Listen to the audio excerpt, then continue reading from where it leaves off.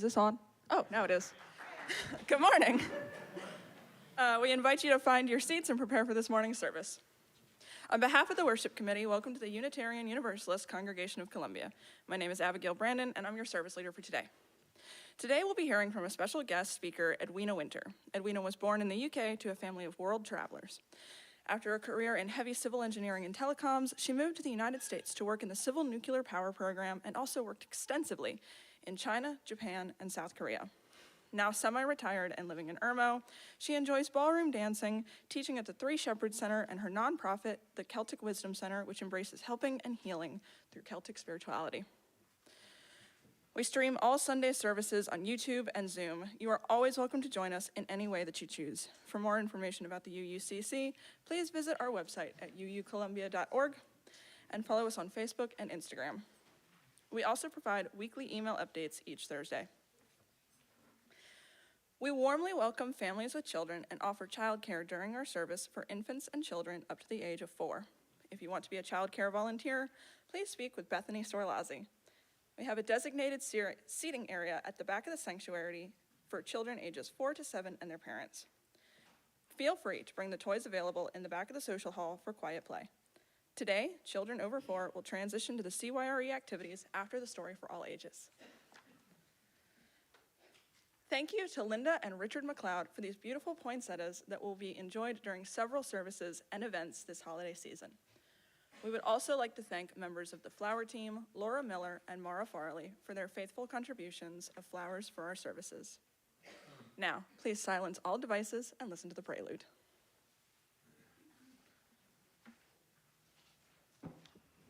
I invite our choir chalice voices forward to sing the Welsh carol, All Through the Night, arranged by Ken Litton.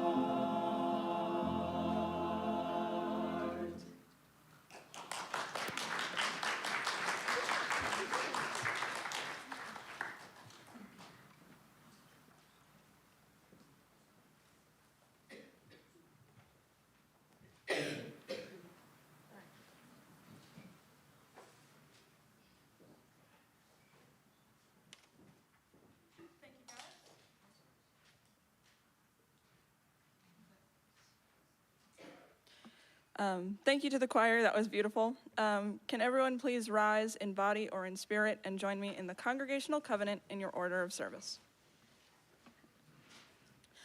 Love is the doctrine of this congregation. The quest for truth is its sacrament, and service is its prayer.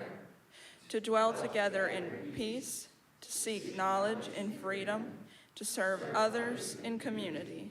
Thus do we covenant with one another. Please be seated. Unitarian Universalism is a diverse and non-creedal religion.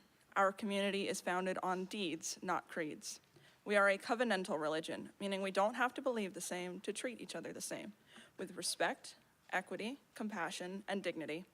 We place love at the center of our values, embracing and welcoming all people. Our board members and committee chairs welcome your questions and comments. Board members wear green name tags. We are delighted to welcome all guests and visitors today. Jim Kimbler is going to carry my visitor's microphone for me today. Visitors, please wait for the microphone before speaking, and when it's your turn, please share your name and where you're from. If you have guests, please feel free to introduce them as well. Do we have any guests today that would like to stand?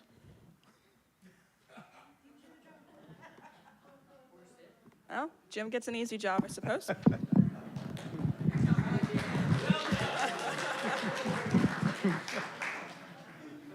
If there were any visitors and they would have liked to learn more about the UUCC, then they could fill out a visitor's card and place it in the collection plate. We could email them with information about our events, and those visitor cards are located in the back pocket of each chair. Okay? Today's chalice lighter is going to be Annette Flavel.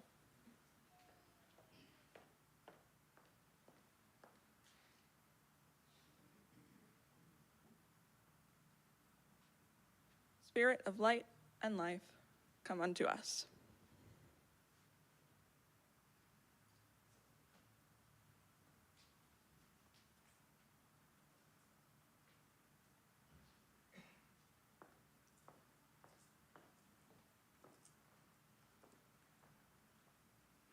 This morning, I invite you to stay seated for our opening song, To Know the Dark. The music to this song is by Katie Hicks, and the poetry for the lyrics is from Wendell Berry. I heard this song for the first time this week, and I sang along to it in the evening at my house to learn it. And then I kept singing it, and the message in the text, the meaning of it sort of started to open and transform as I repeated it. I went to sleep that night and dreamed, and I woke up the next morning feeling like something in me had transformed too. It's one of those songs that feels like it really has a special magic. So I'm gonna sing it and invite you just to listen at first today, to hear the words, and to imagine for yourself what they mean to you in your own life. And then if you choose to, there will be some musical parts that I'll invite you to add in.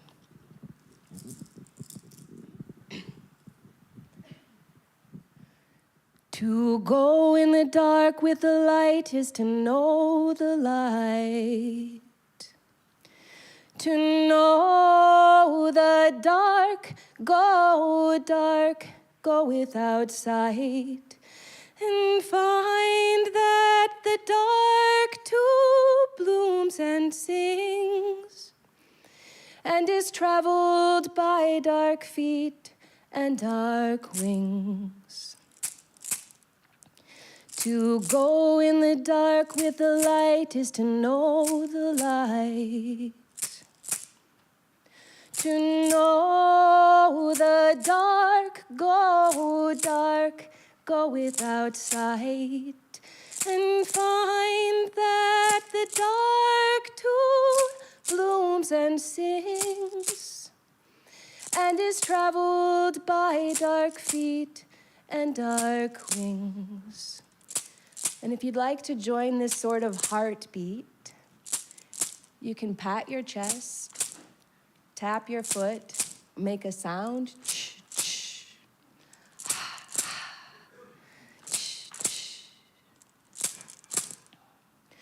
To go in the dark with the light is to know the light.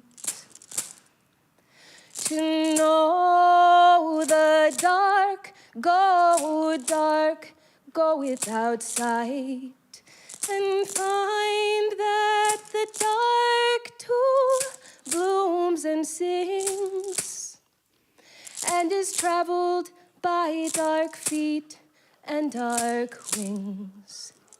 Now, if you'd like to add a drone, know the dark, know the dark, know the dark, know the dark, know the dark, know the dark, know the dark.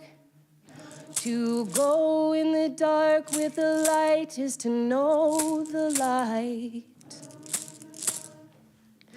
To know the dark, go without sight, and find that the dark too blooms and sings, and is traveled by dark feet and dark wings. Now, if there's any part you feel you want to add, with your voice or your rhythm, I'll invite you to do so this time. To go in the dark with the light is to know the light. To know the dark, go without sight, and find that the dark too blooms and sings, and is traveled by dark feet and dark wings.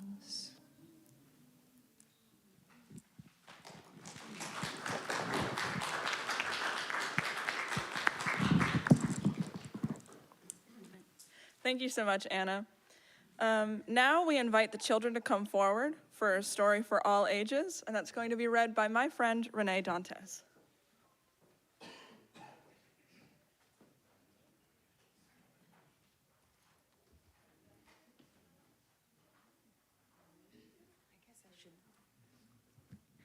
The adults need this book today, too.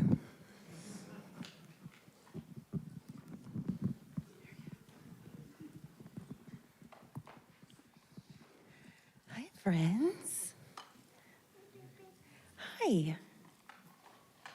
Some of y'all can walk Yeah, over on that side. come over on this side, too, yeah. Scooch on around. Oh, I know, I'm excited, too. Hi. Okay, so this book has lots of pictures in it, so you're going to have to pay attention. But this book is called Little Tree by Lauren Long. And this book is all about this little guy.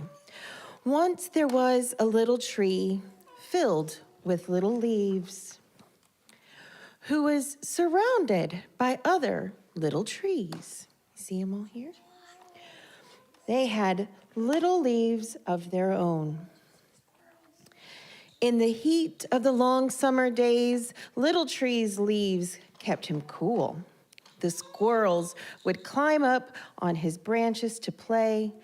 The mourning dove landed in him and sang her fluty song. The little tree was sure to grow up big and strong. And autumn arrived, and cool winds filled the air. The wind tickled little tree as it passed through his branches and ruffled his leaves. The air grew cold, and the leaves on all of the trees changed color. Do you see how they changed their colors? They become yellow and red and orange. Then one day, one by one, the trees began to drop their leaves. Do you see them all on the ground? Do we have leaves out on the ground outside? But not little tree. Little tree, he just kept hugging his leaves tight. Oh, none of his leaves are on the ground. "Hello, little tree," said a squirrel. "You're supposed to drop your leaves now." But little tree was unsure. What would he do without his leaves? Winter came. "What are you doing with your leaves still on you?" asked the doe. Little tree just hugged his leaves tight.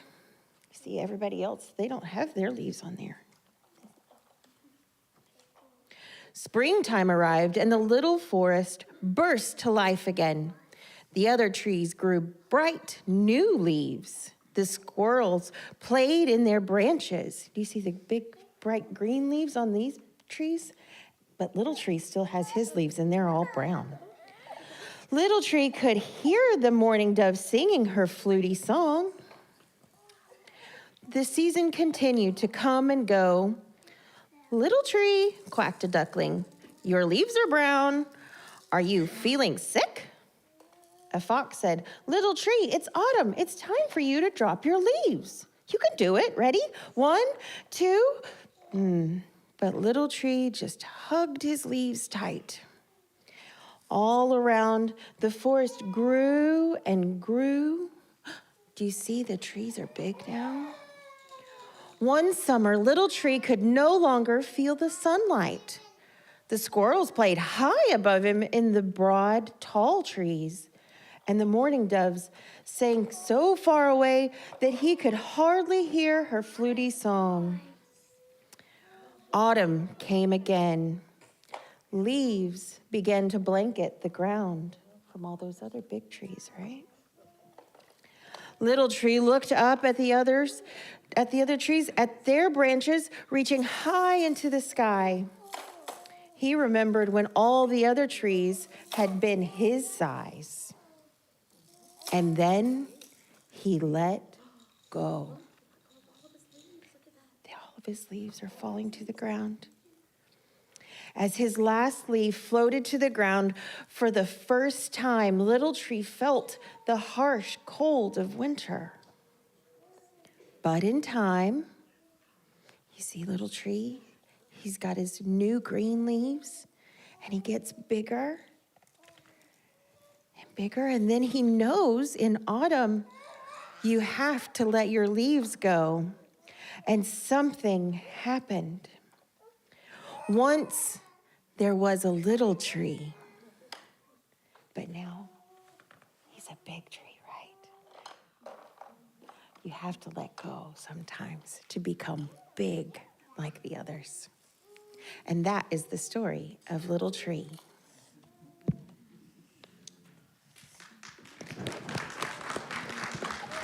Thank you for joining me this morning. Oh, thank you. Please join me in singing the children out. The words are in your bulletin.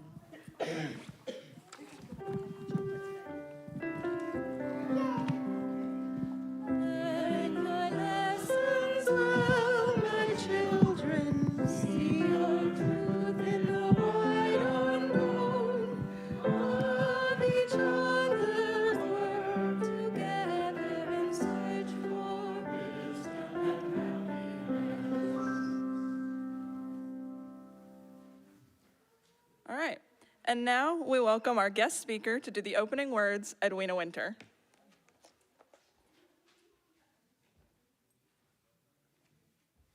Good morning. Where light meets shadow. in the dance of sun and moon's embrace, a tapestry of light, a shadowed space, where golden rays on edges softly fall, a silent harmony, a whispered call. The dancing shadow whispers on the wall, a secret language echoing through the hall. Each corner holds a mystery untold as darkness weaves its story brave and bold. A silhouette of trees against the sky where twilight paints the world with a soft sigh. The fleeting moments, beauty in between, a balance found where light and dark convene. In every heart, a hidden shade resides, a depth of soul where darkness gently guides. For without the shadow, light could not be seen, a perfect blend, a cosmic dream. So let the shadows play, a graceful art, a canvas painted from the depths of heart.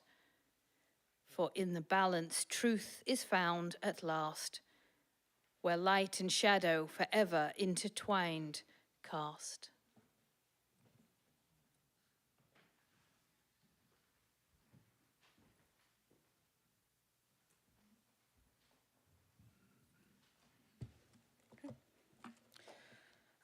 Now it's time for Candles of Community. If you have a personal joy, sorrow, or concern to share from the pulpit, please email or text our minister by noon on Friday. You can also pick up a candle from Dawn in the foyer before the service to share in person. Our caring committee members wear yellow name tags and are available for those in need.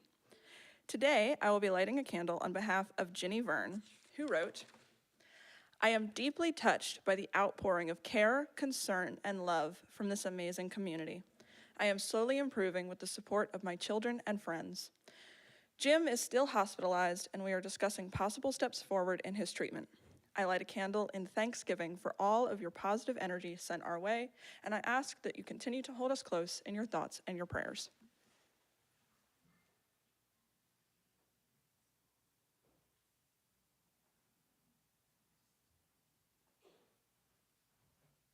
If you have a candle, please come forward to share your joy or your sorrow briefly.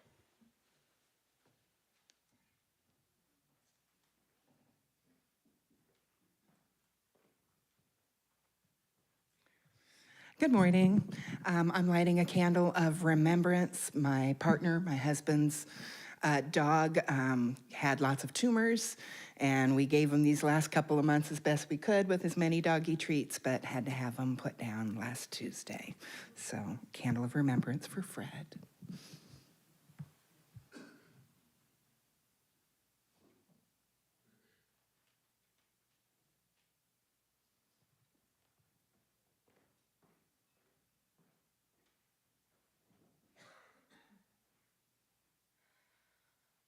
Good morning, everyone. Can you hear me okay? All right, so two things. First, I want to start off on a good note. So we at Guys Rising Cups, along with other community organizations such as Temple of Sirion, White Star Circle, and Greenwild Spiritual Fellowship, we're going to be doing a book collection on Sunday, January 12th, after service at 1 p.m. at the Casey Riverwalk. We have an event on our page. We're accepting books, I believe, for kindergarten to second grade students. So if you have some books for that, please feel free to donate or check out their page for more information. I also come on a personal note. My uncle, who is very dear to me, very much like a grandfather to me, has been hospitalized at Somerville Medical Center and will most likely not be back home in time for Christmas. Has had a lot of lung-related issues, so any positive thoughts of healing would be most welcome, so for him as well. Thank you.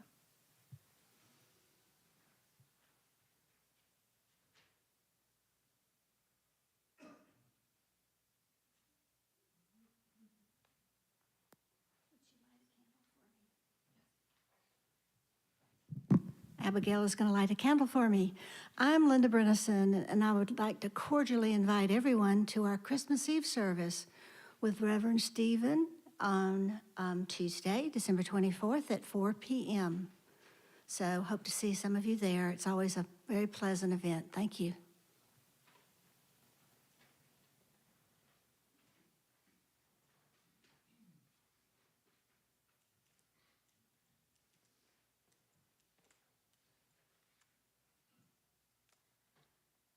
Hi, my name is Carrie. I was here this summer with a candle of concern, here with a candle of joy.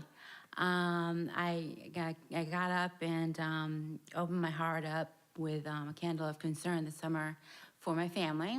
We were going through a real rough time, and I want to say that my sister, who I'm enormously proud of, received a promotion, which was miles above where she was. So I'm very, very, very, very, very, very thankful and very proud of her. I have to say on a side note, my mother who passed in 2023 was very worried about us. She was worried that we would fall apart as a family, that we weren't close, but ever since her passing, we have grown even closer. With her wife, we just are a trio, a very tight trio, and I'm very thankful for that.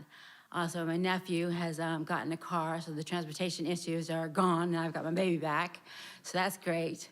And there's an issue of concern for me, health-wise. I don't know, you don't know. I had surgery for a spinal fusion that had major complications in February, and I blew a disc right after that spinal fusion, and then 5 months later, I ended up having a second spinal fusion, which came out great. So I'm doing really great from that, and all I needed for Christmas is a wallet with money in it. I'm joking, I don't need the wallet, I just need money. No, I'm kidding. But anyway, things are turning out really great. So I thank the support of everyone, and my heart is full. So thank you very much.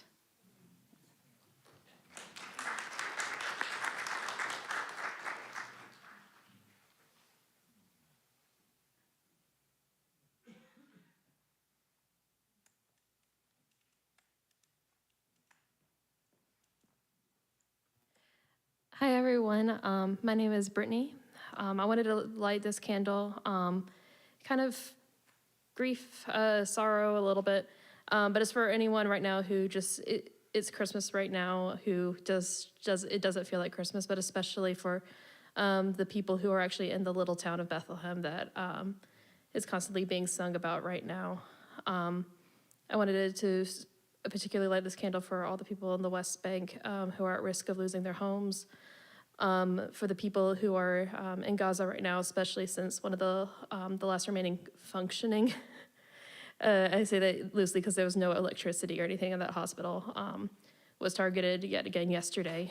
So I wanted to light this candle in honor of them and for everyone in Palestine. Mm-hmm.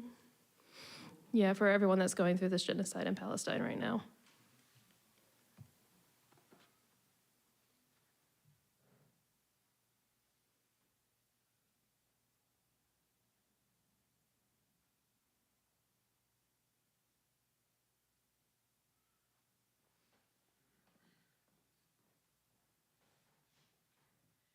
And we light one final candle for all the unspoken joys and concerns.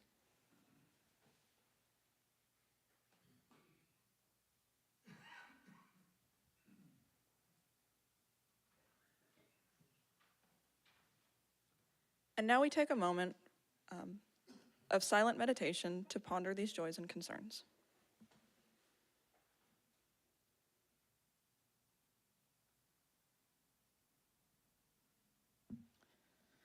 Thank you. This congregation proudly participates in our Share the Plate initiative, where half of our cash collection every Sunday is donated to a local charity. It's our way of giving back and supporting our community. This month's recipient is Homeless No More. If you'd like to contribute to Share the Plate, please write Share the Plate in the memo line of your check or on your donation envelope. Thank you for your generosity. Would the ushers please come forward? Our offertory musical selection is Romance by Franz Liszt, and I invite you as you listen to hear the darkness and the light moving through the sounds of this piece.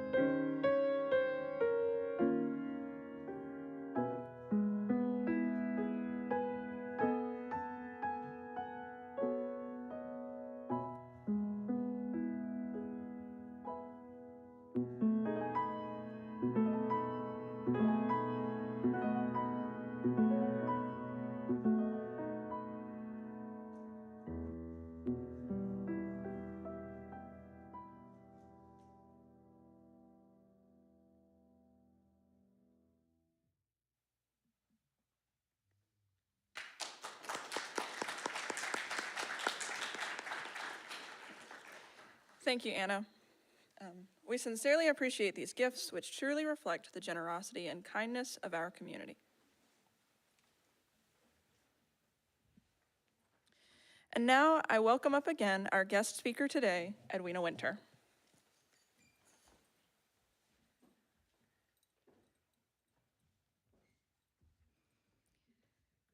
It's a great privilege to be back with you again. This is the second time I've been able to speak to you.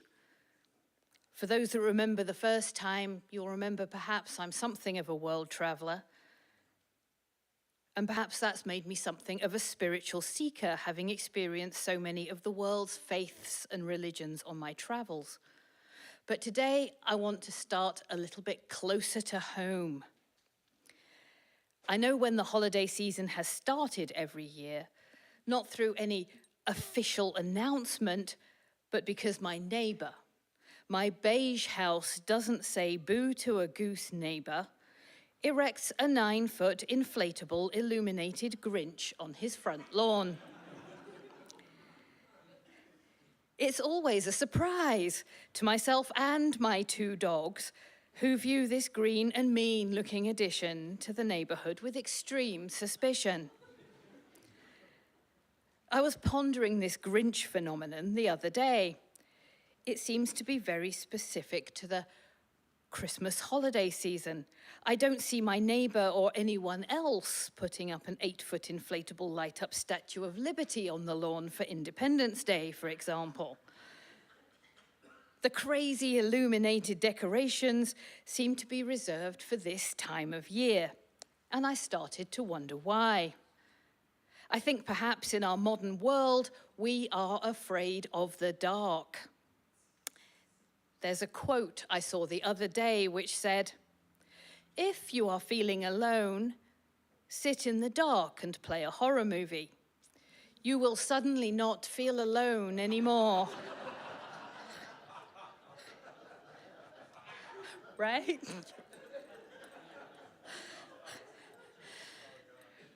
And of course, here in the Northern Hemisphere, we have literally just passed the winter solstice, the shortest day of the year, the tipping point where we start to feel the slow return of light back into our lives.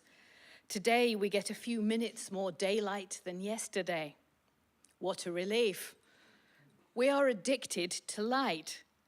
So many metaphors and sayings talk about how much more valuable light is compared to darkness. We talk about the light defeating the dark. In books and films, the bad guys always attack at night.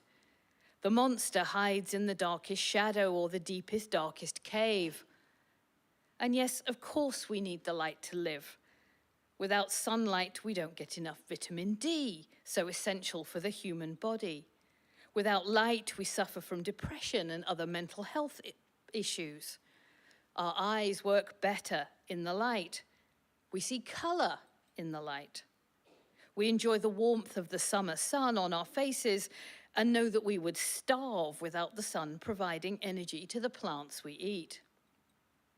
But we also need darkness to thrive.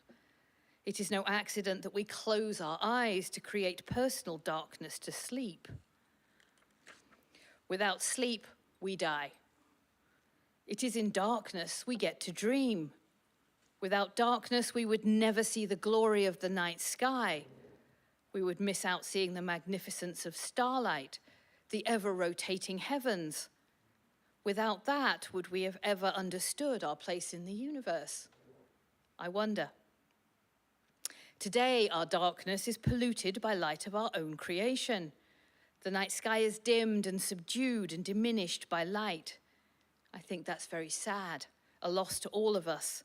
We've stopped looking up.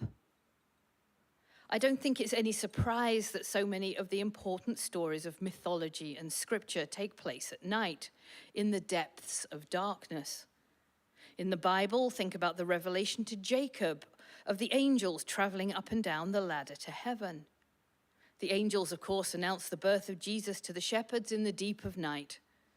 All sorts of important messages arrive at night in dreams or in voices like the one that Samuel heard in the middle of the night when God was summoning him. The Greek goddess Nyx and the Egyptian goddess Isis are associated with the night and have attributes of hidden knowledge, intuition, creativity, and fertility. Most epic stories require the hero to visit dark places to undergo essential transformation that cannot happen in the light. So perhaps our fear of darkness is more about fearing the shadow side of ourselves. We are scared about what might be revealed there, and yet we need our shadow to be whole people. Our shadow gives us access to the unconscious parts of the brain, a place of deep revelation and imagination. Our shadow defends us by reminding us about what has gone before that has hurt us. It is a container for those emotions we don't want to acknowledge, like guilt and shame. And it is a place where we can explore our other senses and not just rely on our eyes. Carl Jung tells us that we need to fully see and accept the dark side of ourselves to be integrated, high-functioning humans. Jungian analyst James Hollis writes, "Shadow is composed of all of those aspects of ourselves that have a tendency to make us uncomfortable with ourselves. The shadow is not just what is unconscious. It is what discomforts the sense of self we wish to have. The shadow is what feels strange, foreign, threatening, unsettling, or disruptive to the persona we have created." Mariana Kaplan writes, "All mystical journeys involve a descent. Without it, integration is impossible. We travel into the darkness to demystify it and free ourselves from our fear that if we face it, it will consume us. The trek into the shadow world is a voyage of retrieval. We undertake this voyage to reclaim aspects of ourselves." When we deny our shadow side exists, when we deny or repress things about ourselves we don't want to acknowledge, they do not disappear, but instead grow power and overwhelm us. I think the divine fills the dark with life. It was only a few years ago that we realized that life can exist without light.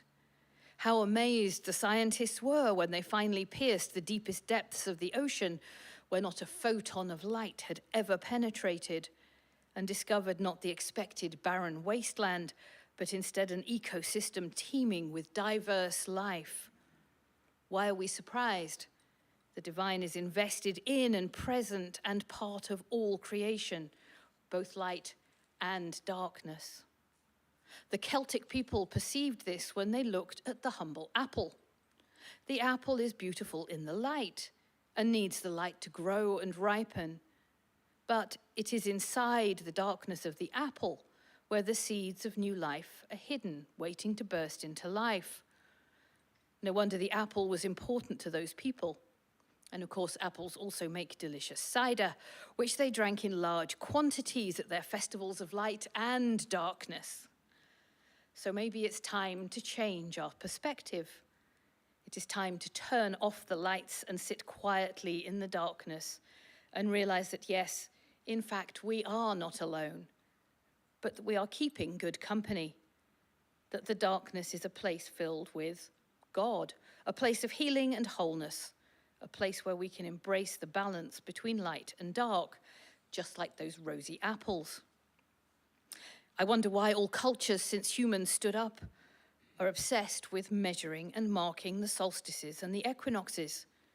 Yes, I'm sure it's good to know when the light is growing and waning, but marking those four corners of the year with exact precision have caused ancient peoples to expend precious time and resources building extraordinary monuments to understand and celebrate the exact moment these events occur. We need to know when to put up our Grinch.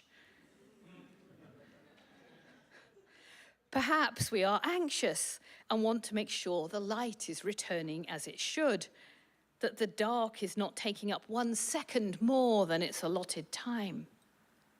The waxing and waning of light and dark is just like the coming and going of the tides on the seashore. But unlike our fear of the dark, when it encroaches on us, the shore does not try and resist the water coming or going.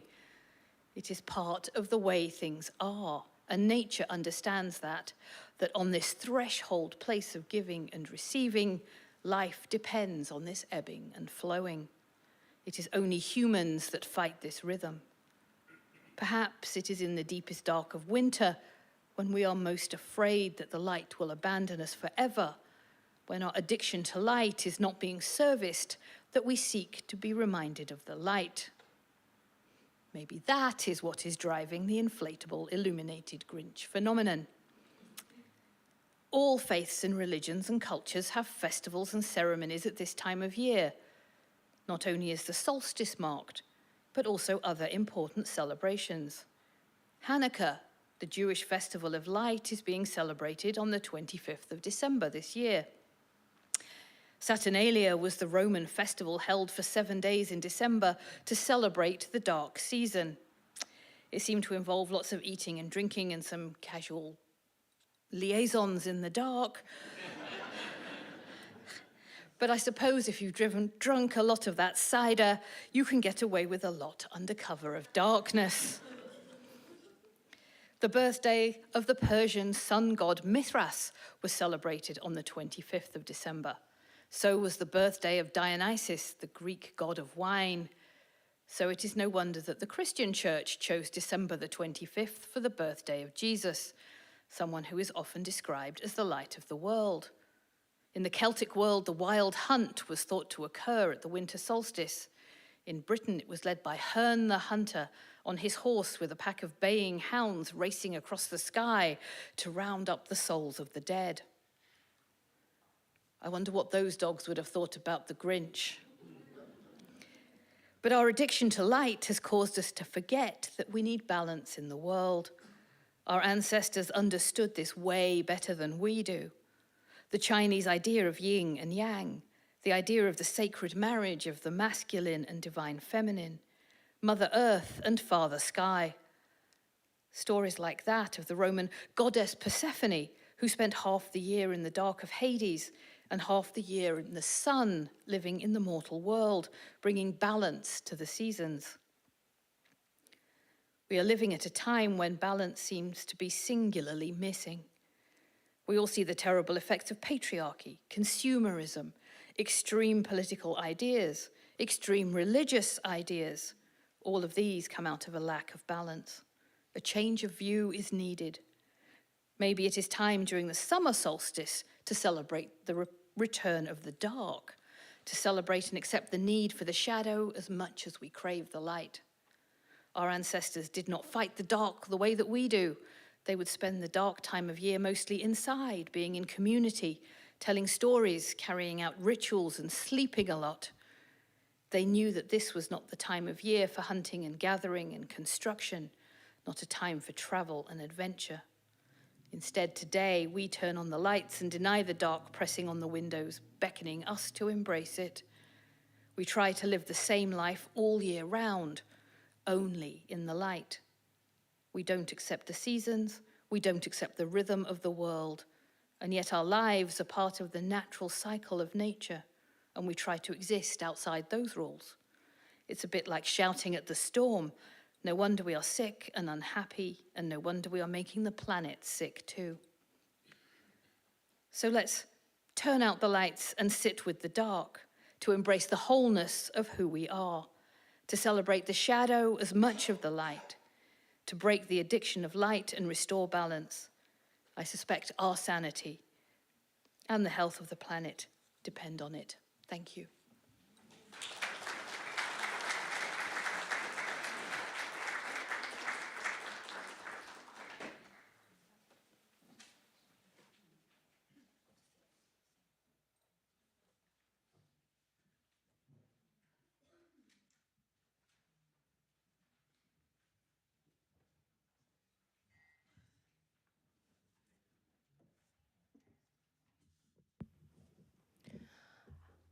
I'd like for us to join together in singing a different closing hymn than the one that is listed in your order of service, simply because that hymn is sort of a call to follow the light. And reflecting on Edwina's song, I'm going to invite you in the gray hymnal to open to hymn number 50, When Darkness Nears. And I'll invite you to stand in body or spirit to join in singing. I'm going to play it once all the way through before we sing together.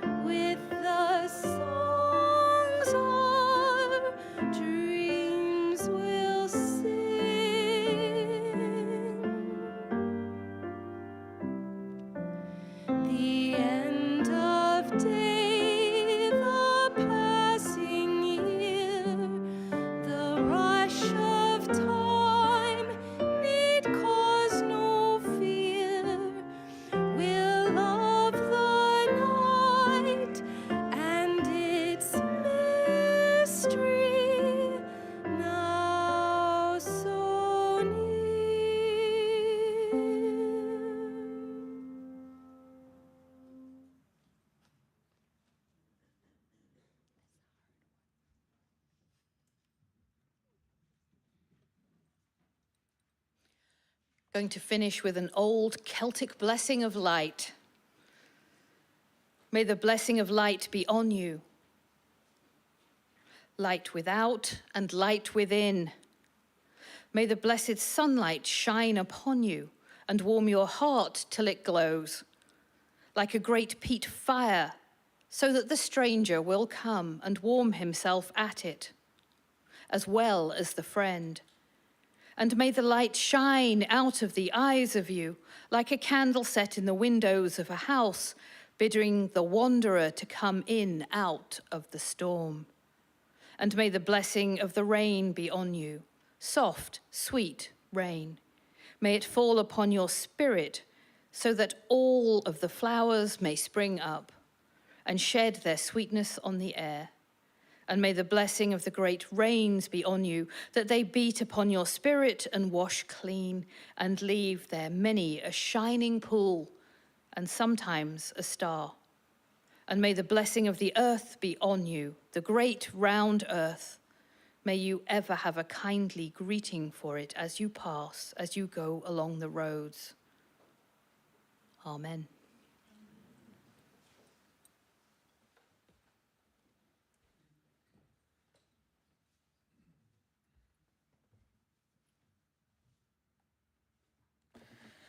As we extinguish this chalice at the close of our time today, may its light gently warm our hearts and guide our steps until we gather together again.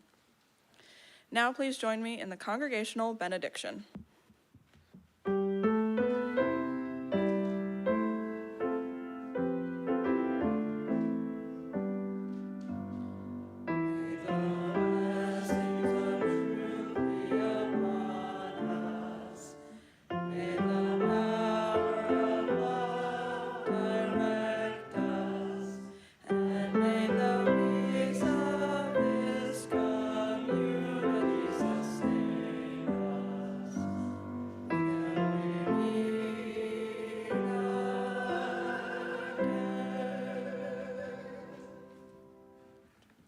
Thank you very much, everyone. Our time together today has come to a close, but before you leave, please take a few minutes to welcome our visitors, or please take a few minutes to practice your welcome for next week's visitors,